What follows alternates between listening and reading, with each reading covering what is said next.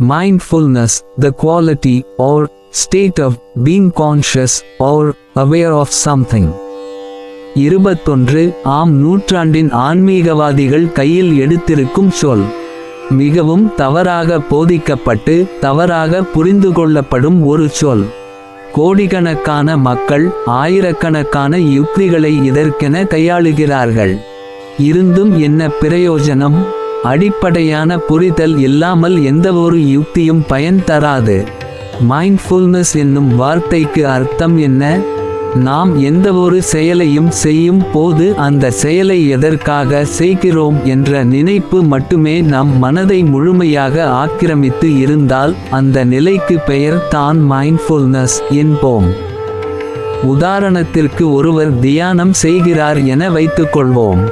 அவர் தியானம் என்னும் செயலை மேற்கொள்வதற்கு பின்னால் ஒரு காரணம் ஒளிந்திருக்கும். அதாவது மனம் கொஞ்சம் நிம்மதி அடையட்டும் என ஒருவேளை அவர் நினைத்திருந்து தியானம் செய்ய முற்பட்டால் அவர் நினைத்த படியே அவரின் மனம் நிம்மதி அடையும். இப்போது தான் நாம் புரிந்து கொள்ள வேண்டிய மிக முக்கியமான ஒரு விஷயம் இருக்கிறது. அவர் எந்த காரணத்திற்காக தியானம் முற்பட்டாரோ அந்த காரியம் முற்றுப்பெற்றுவிட்டது.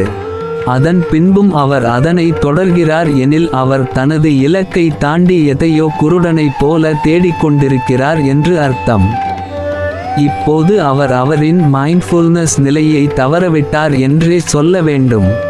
அதாவது அவர் எந்த ஒரு காரணத்திற்காக ஒரு காரியத்தை ஆரம்பித்தாரோ அந்த காரணத்தையே மறந்துவிட்டார் என்று அர்த்தம். இவ்வளவு தான் மேட்டர்.